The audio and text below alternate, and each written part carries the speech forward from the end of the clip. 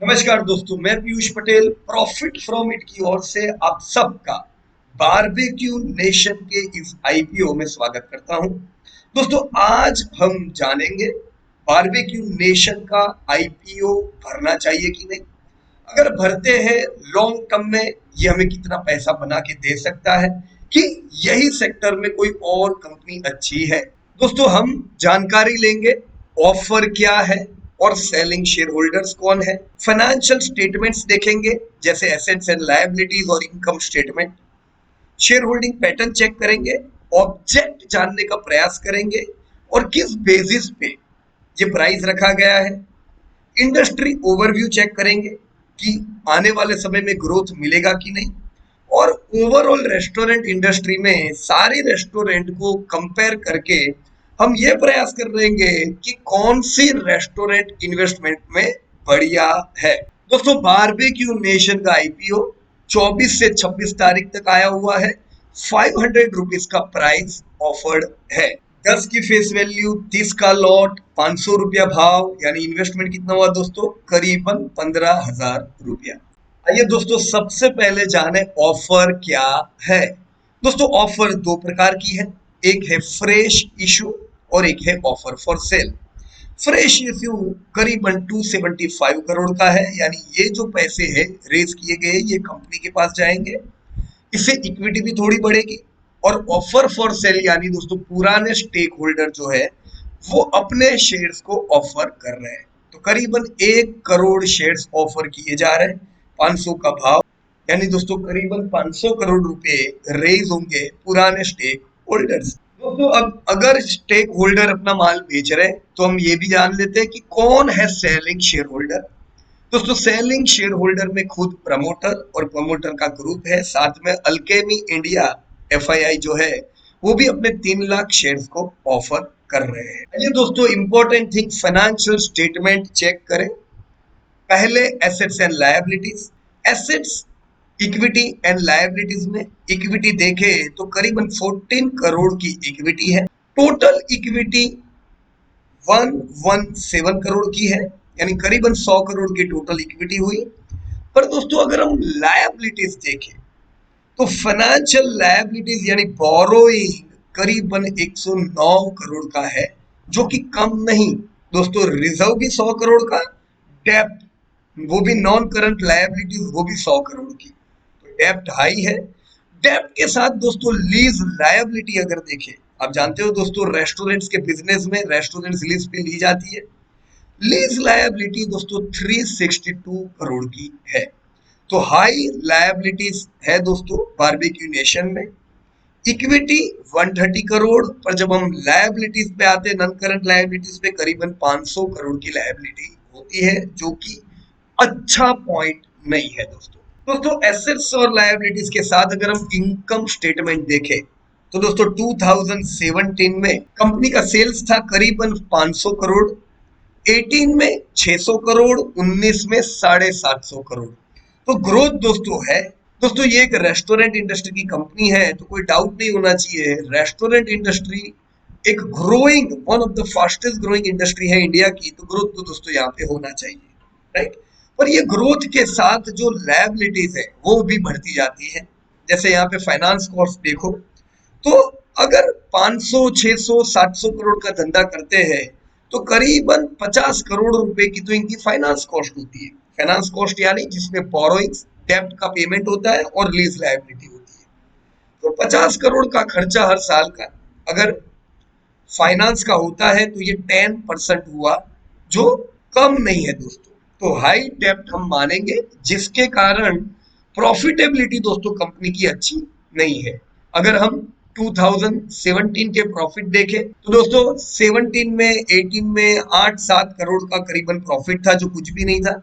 और पिछले 2019 में तो दोस्तों 21 करोड़ का लॉस हुआ है। तो दोस्तों यहाँ पे भी फाइनेंशियल स्टेटमेंट और एसेट लायबिलिटी में भी इनको अच्छे पॉइंट दोस्तों नहीं मिलेंगे।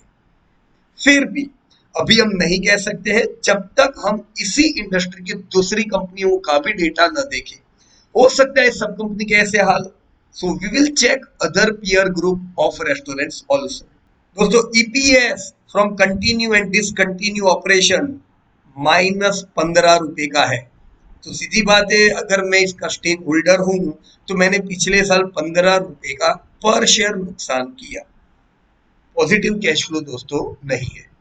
दोस्तों अगर इसी प्रकार का नेगेटिव कैश फ्लो रहता है तो आज आईपीओ से फंड रेज किया है, कल और कोई सोर्सेज से फंड रेज करते रहेंगे तो दोस्तों पार्टनर बढ़ते जाएंगे, इससे हमारी प्रॉफिटेबिलिटी पे इफेक्ट आता है। दोस्तों फ्रेंड्स, यहाँ पे आप देख सकते हो शेयर होल्डर्स जिनका स्टेक 1% से ज्यादा है तो प्रमोटर्स है और बाकी कुछ वेंचर फंड्स है।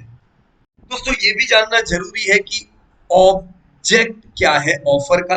तो जैसा दोस्तों हमने पहले ही बताया, 500 करोड़ तो पुराने स्टेक होल्डर को मिलेंगे, 275 करोड़ कंपनी के पास आएंगे, उसमें से 200 करोड़ रुपए दोस्तों बोरोइंग पूरा करने में, बोरोइंग कम करने में इस्तेमाल होंगे। दोस्तों अब दोस्तों ये जो 500 रुपए की ऑफर है ये किस बेस पे दी गई है? तो यहाँ पे दो चीजें होती है दोस्तों, एक होता है क्वालिटेटिव फैक्टर और एक होता है क्वांटिटेटिव फैक्टर। दोस्तों क्वालिटेटिव फैक्टर यानी कंपनी के मैनेजमेंट, कंपनी की क्वालिटी।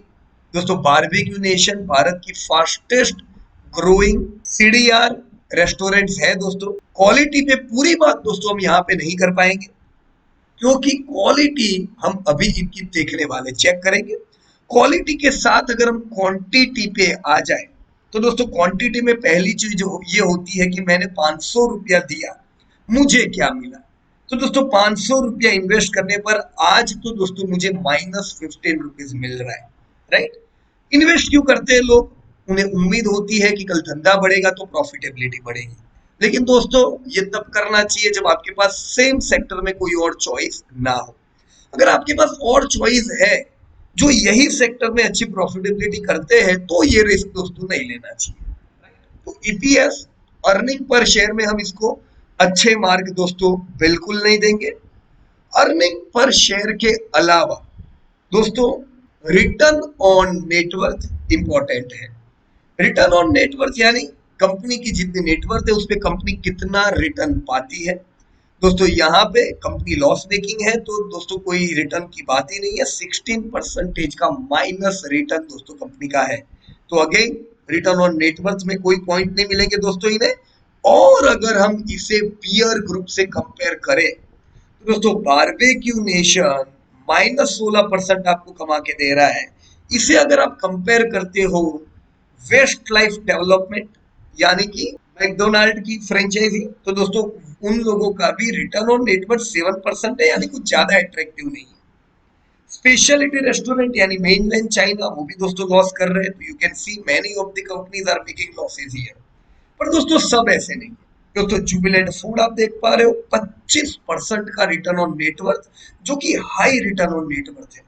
दोस्तों मैं जानता हूं आप में से कई लोगों ने 10 साल पहले कंपनी के आईपीओ में निवेश किए थे और अभी भी आप लोग उसे संभाल के रखे हो।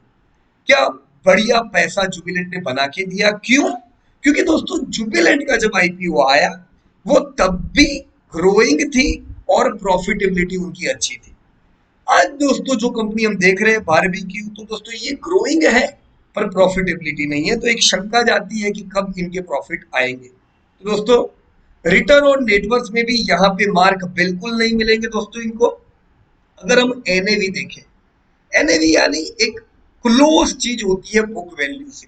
दोस्तों 42 रुपीज की एनएवी, दोस्तों लॉस मेकिंग कंपनी, 500 रुपए में आप ले रहे हो, 10 गुना एनएवी से ज्यादा पैसे पे आप खरीद रहे हो। तो दोस्तों क्वांटिटेटिव फैक्टर पे जब हम बात करेंगे तो बारबेक्यू को अच्छे मार्क नहीं मिलेंगे। जुबिलेंट फूड है जहां पे वेल्थ और भी आने वाले समय में उम्मीद की जा सकती है। पर दोस्तों ये भी हम अभी से नहीं कह सकते जब तक हम इंडस्ट्री चेक ना करें। तो दोस्तों हम इंडस्ट्री भी चेक करेंगे। दोस्तों जब हम रेस्टोरेंट इंडस्ट्री की बात करेंगे तो पहली बात बनती है आपके देश की। दोस्तों भारत, कोई डाउट नहीं है दोस्तों, दुनिया की 5वें नंबर की सबसे फास्टेस्ट ग्रोइंग इकोनॉमी। दोस्तों भारत दुनिया की 5वें नंबर की सबसे बड़ी इकोनॉमी है और मेजर इकोनॉमीज में सबसे फास्टेस्ट ग्रोइंग है। तो दोस्तों भारत में बिजनेस नहीं बढ़ेंगे तो कहां बढ़ेंगे? दोस्तों जैसा आप देख पा रहे हो नॉमिनल जीडीपी 2005 में ½ ट्रिलियन थी। हम ½ ट्रिलियन जीडीपी से दोस्तों पिछले साल और इस साल, वैसे पिछले साल हम 3 ट्रिलियन हो जाते पर कोरोना की वजह से एक फॉल आया। दोस्तों अभी हम हमारी इकोनॉमी को करीबन 3 ट्रिलियन मान सकते हैं और 2025 आते आते अनुमान है भारत 5 ट्रिलियन इकोनॉमी बनने वाली है। दोस्तों इसके पीछे मुख्य कारण है इंडिया का हाउस होल्ड का फाइनल कंजप्शन। दोस्तों भारत 60% डोमेस्टिक कंजप्शन पे डिपेंड है, जो कि बहुत ही पॉजिटिव चीज है। दोस्तों 1991 में 55 यूएस बिलियन डॉलर का कंजप्शन था डोमेस्टिक, जो आज करीबन 3 ट्रिलियन इकोनॉमी में 2 ट्रिलियन तो कंजप्शन हो रहा है। दोस्तों यही कंजप्शन दोस्तों 2025 आते आते 3 ट्रिलियन को पार करेगा। तो दोस्तों भारत खुद डोमेस्टिकली एक बड़ा 3 ट्रिलियन कंजप्शन का मार्केट है दोस्तों, इसीलिए दुनिया भर की कंपनियों का ध्यान अपने भारत पे है। अब दोस्तों बड़ा सवाल है कि कंज्यूम करता कौन है। तो दोस्तों भारत में top 20% Indian house hold 50% total consumption के लिए रिस्पॉन्सिबल है। दोस्तों भारत में टॉप क्लास जिसे हम कहते हैं ए, बी और C1, ये करीबन 46% अर्बन में रहते हैं और रूरल में टॉप 20% हाउस होल्ड में खाली 12.3% आते हैं दोस्तों। इसीलिए ज्यादातर कंपनियों का ध्यान होता है दोस्तों अर्बन इंडिया पे। अब दोस्तों कौन है ग्रोथ ड्राइवर जो जीडीपी को और कंजप्शन को बढ़ा रहे हैं दोस्तों, वो है दोस्तों यंग पॉपुलेशन ऑफ इंडिया। दोस्तों भारत का पॉपुलेशन दुनिया में बाकी मेजर इकोनॉमी में यंगेस्ट है दोस्तों, 28 की मीडियन एज। दोस्तों 2030 तक भारत की पॉपुलेशन 30 साल से कम यानी कि प्रोडक्टिव पॉपुलेशन रहने वाली है दोस्तों। तो पहली चीज है यंग पॉपुलेशन। दूसरी चीज जो बूस्ट देता है कंजप्शन को वो है दोस्तों इंक्रीजिंग अर्बनाइजेशन। दोस्तों भारत सिर्फ 28% अर्बन था 2000 में, आज भी दोस्तों 35% है, जो कि दोस्तों दुनिया के मुकाबले दोस्तों बहुत कम है।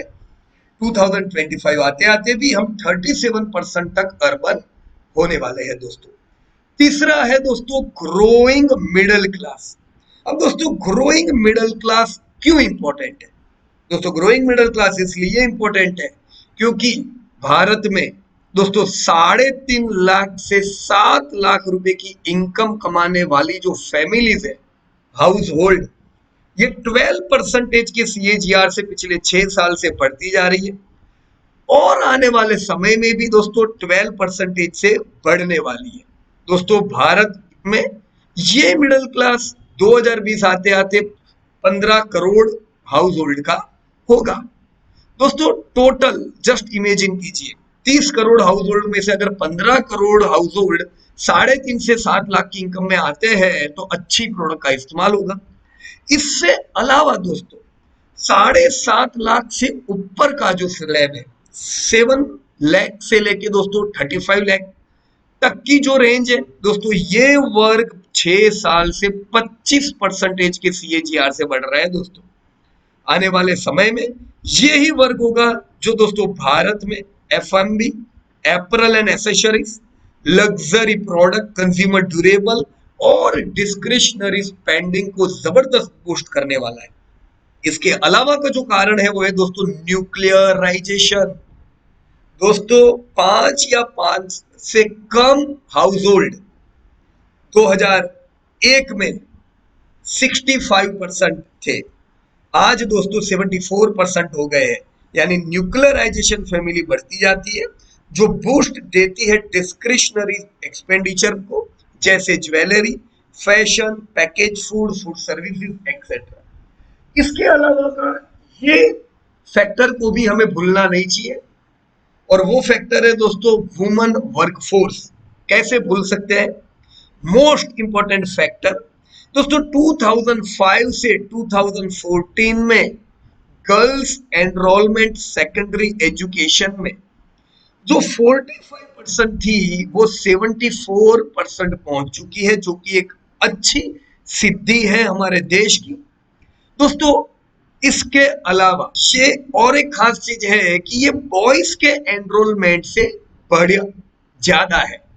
दोस्तों हायर एजुकेशन भी, जो अब तक 20% का था, दोस्तों हायर एजुकेशन में भी 22% मैन हायर एजुकेशन में एनरोल करते हैं, तो दोस्तों आज वुमन भी 20% एनरोल कर रही है। ये चेंजेस ये बताती है दोस्तों आने वाले समय में आपकी हाउस होल्ड की गाड़ी दोनों टाइप दोनों व्हील से चलने वाली है। तो दोस्तों इनकम फैमिली की बढ़ती है जो स्पेंडिंग को बूस्ट करती है, जैसे दोस्तों आउट ऑफ होम मील्स वगैरह वगैरह। दोस्तों ये भी जरूरी है कि अगर हाउस होल्ड की इनकम बढ़ती है तो सबसे बड़ा फायदा किसको मिलेगा। दोस्तों आज अगर हम कंजप्शन इंडस्ट्री देखें, दोस्तों रिटेल सबसे बड़ा है, 823 यूएस बिलियन डॉलर का मार्केट है दोस्तों रिटेल। इंश्योरेंस 81, फूड सर्विस 58, जो कि दोस्तों खास चीज है कि होटल इंडस्ट्री से 3 गुना बड़ी है दोस्तों फूड सर्विस इंडस्ट्री। दोस्तों अगर फूड सर्विस इंडस्ट्री होटल से 3 गुना बड़ी है तो दोस्तों इसका कंट्रीब्यूशन जीडीपी में कितना है। दोस्तों आज अगर इंडिया हम देखें तो दोस्तों फूड इंडस्ट्री का कंट्रीब्यूशन खाली 2.2% है, जो बढ़ने की उम्मीद हम जरूर दोस्तों रख सकते हैं। दोस्तों फूड सर्विस मार्केट भारत में कैसा है। दोस्तों इसकी कहानी 1980 से शुरू होती है, जब कुछ गिने चुने ऑर्गेनाइज ब्रांड्स ने अपने बिजनेस की शुरुआत की थी।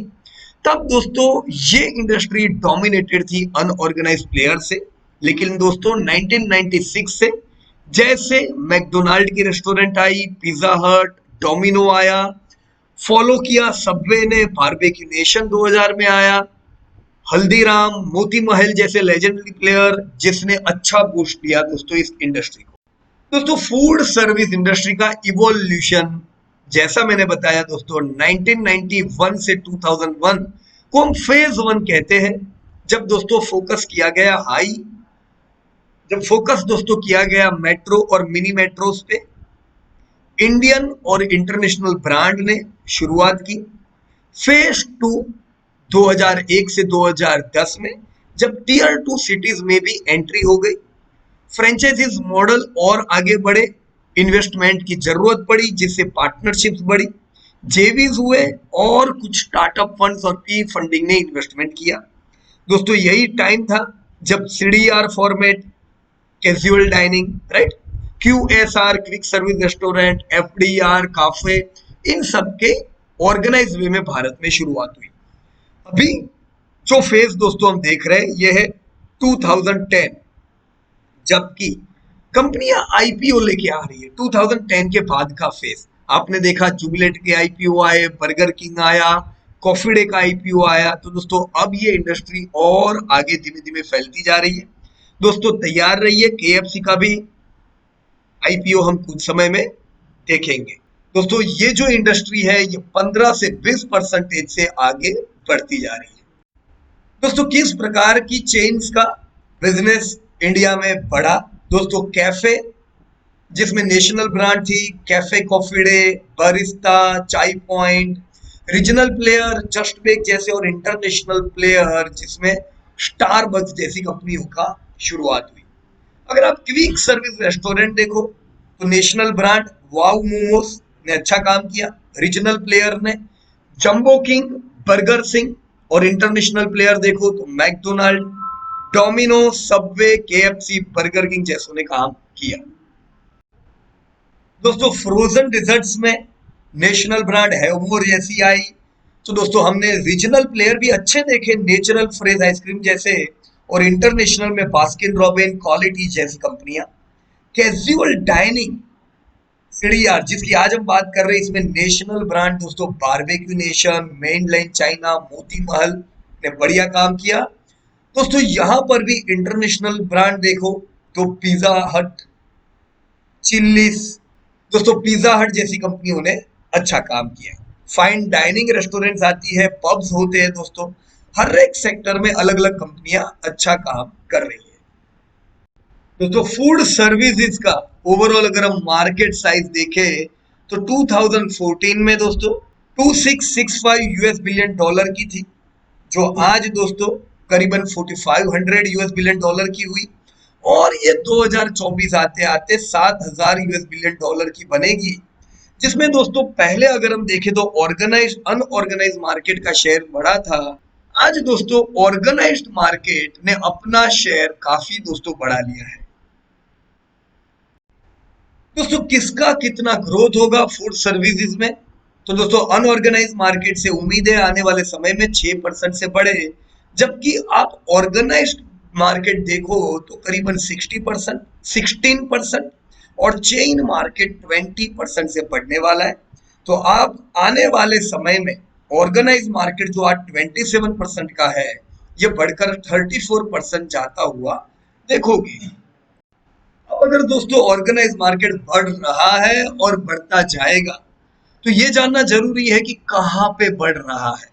दोस्तों सिटी वाइज देखें तो भारत के जो सबसे बड़े जो दो मेगा मेट्रोज है, दिल्ली मुंबई, दोस्तों ये दो शहर 21.5% को कंट्रीब्यूट करते हैं ऑर्गेनाइज मार्केट को।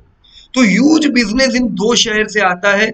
दोस्तों नेक्स्ट 6 बिग सिटीज अगर हम देखें, तो दोस्तों नेक्स्ट सिक्स सिटीज में से दूसरा 20%, तो टॉप 8 सिटीज ऑफ इंडिया दोस्तों 42% मार्केट शेयर के लिए रिस्पॉन्सिबल है। अब दोस्तों ऐसा क्यों टॉप 2 सिटीज और टॉप 8 सिटीज इतना रिस्पॉन्सिबल है, क्योंकि दोस्तों जो मेगा मेट्रोज होती है उनकी eating out frequency per month tier 1 tier 2 से ज्यादा होती है, एवरेज स्पेंड करीबन दुगना करते हैं, ऑर्डरिंग फ्रीक्वेंसी करीबन दुगनी होती है, और एवरेज स्पेंड पर ऑर्डर भी उनका दोस्तों दूसरे शहरों से ज्यादा होता है। तो ऑब्वियसली चीज है, रेस्टोरेंट्स की कंपनियां भी किधर फोकस करेगी, मेगा मेट्रोस और बड़े शहरों में। दोस्तों क्यों इंडिया में इतनी सारी इंटरनेशनल ब्रांड फोकस कर रही है, उसके पीछे सबसे बड़ा कारण है ऑक्सफोर्ड इकोनॉमिक्स का जो रिसर्च रिपोर्ट, जो कि टॉप 10 फास्टेस्ट ग्रोइंग सिटी दुनिया की उन्होंने बताई, उसमें 10 भारत की थी। दोस्तों जैसा आप देख रहे हो, वर्ल्ड की फास्टेस्ट ग्रोइंग सिटी में सूरत, आगरा, बेंगलुरु जैसी सिटीज आती है, जिनका जीडीपी दोस्तों 9% से बढ़ता जा रहा है। तो ये टॉप सिटीज का ग्रोथ जबरदस्त है। ऐसे ही है दोस्तों इंडिया के पावर हाउस। दोस्तों इवन इस कोरोना काल में, जैसे गुजरात में है हम, तो सूरत राजकोट का मुझे पता है, कोरोना काल में भी दोनों शहरों का इनकम टैक्स बढ़ा है। तो ये बताती है कि लोगों की इनकम कोरोना में भी ये दो सिटी की बढ़ी है। दोस्तों बारबेक्यू नेशन भारत की one of the leading casual dining की रेस्टोरेंट है, जहां पहली रेस्टोरेंट की शुरुआत हुई थी 2006 में। तो दोस्तों सिंगल रेस्टोरेंट से 138 रेस्टोरेंट की और बारबेक्यू बढ़ चुकी है। एक शहर से 73 सिटीज में आज बारबेक्यू पहुंच चुकी है। दोस्तों जैसा आप देख पा रहे हो कैसे 79 रेस्टोरेंट से 138 रेस्टोरेंट आए, और हर साल किस प्रकार से नई नई रेस्टोरेंट्स के ओपनिंग करते जा रहे हैं। सो नो डाउट दोस्तों हम ये दौर और कंटिन्यू आगे बढ़ता हुआ देखेंगे। दोस्तों कंपनी के फाइनेंशियल्स अगेन दोस्तों रैप अप करें। 2017, 18, 19 में कंपनी ने क्या टर्नओवर किया, जैसा आप लोग देख रहे हो 500 करोड़, 600 करोड़, 750 करोड़, राइट। दोस्तों प्रॉफिट जैसा आप देख पा रहे हो 8 करोड़, 6 करोड़ और लॉस। दोस्तों नेट डेप्ट जो 80 करोड़ की थी वो बढ़ते बढ़ते आज 150 करोड़ की हो चुकी है। तो 150 करोड़ की नेट डेप्ट is not a small thing for a company making turnover of 750 crore. तो दोस्तों टोटल डेप्ट टू इक्विटी 1.2 हुआ, जो कि अच्छी फिगर नहीं है। दोस्तों इसे अगर मैं जुबिलेंट फूड से कंपेयर करूं, तो आप देख पा रहे हो दोस्तों 2005 में जो 75 करोड़ से आज करीबन 4000 करोड़ तक पहुंचे हैं, हमने 15 साल में इनके कभी लॉसेस नहीं देखे। This is called as friend consistent performance maintaining very low debt and less liability.